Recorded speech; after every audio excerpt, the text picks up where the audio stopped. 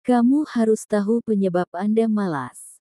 Pernahkah Anda merasa ingin melakukan banyak hal, tetapi tubuh seperti menolak?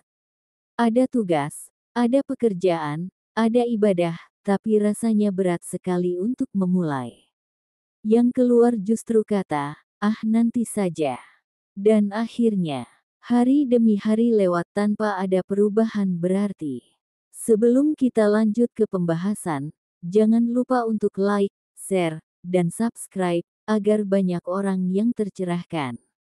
Assalamualaikum warahmatullahi wabarakatuh.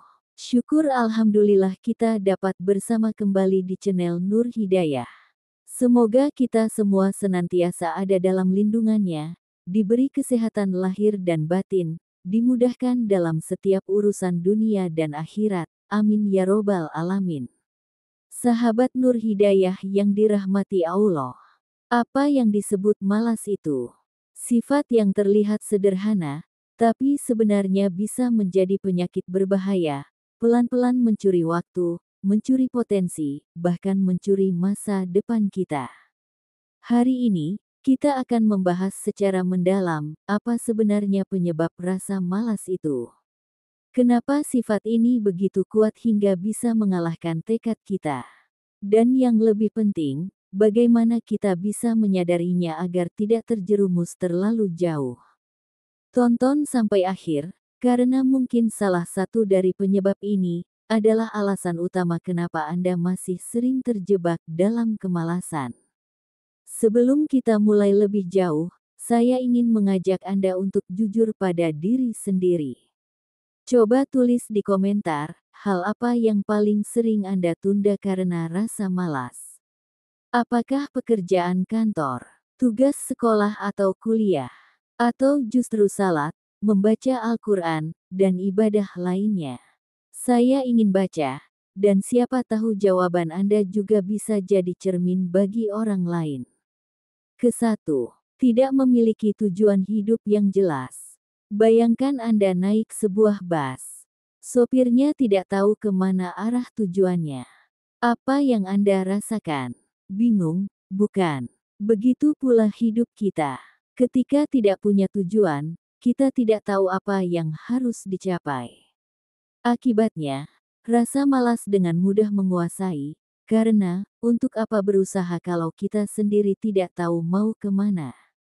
Tujuan hidup ibarat cahaya di ujung jalan. Semakin jelas tujuannya, semakin kuat pula semangat untuk melangkah. Coba tanyakan pada diri Anda, apa sebenarnya tujuan hidup saya?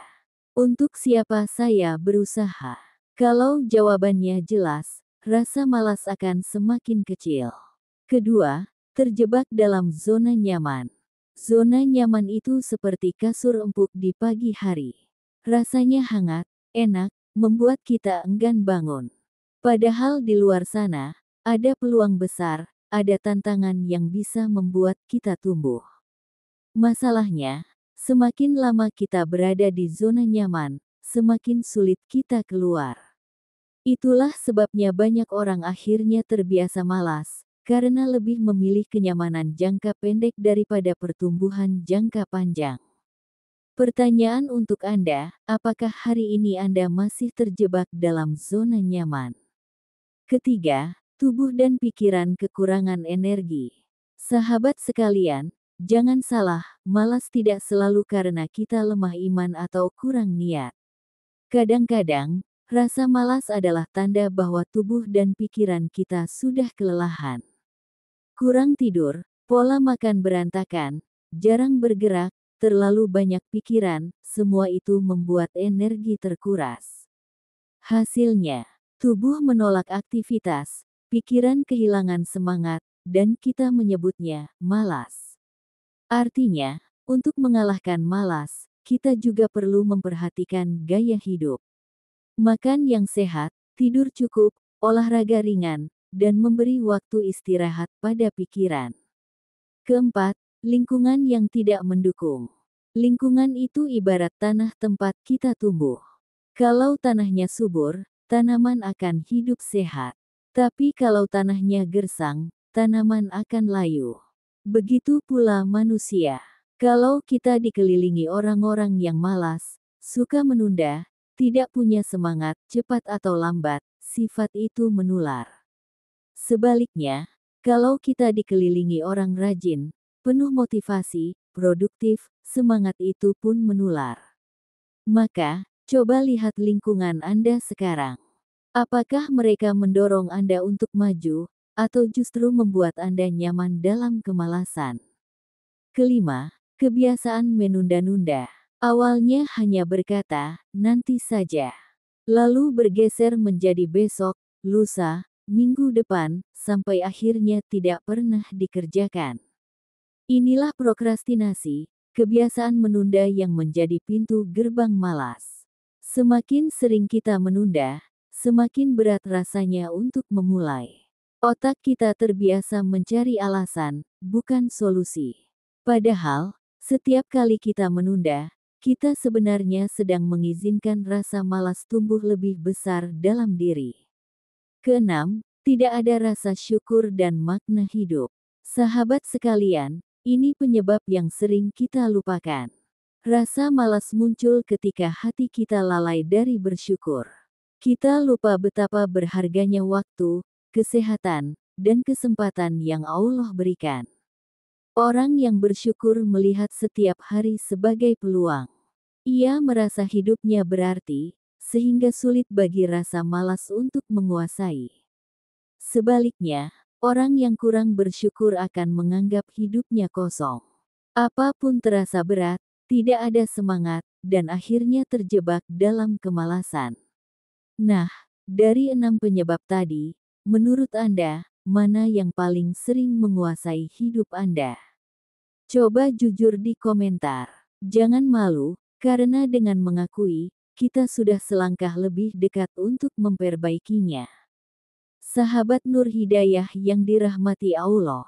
Mari kita renungkan sejenak. Rasa malas mungkin terlihat sepele, tapi jika dibiarkan, ia bisa mencuri banyak hal. Mencuri waktu produktif Anda. Mencuri kesempatan emas yang mungkin hanya datang sekali.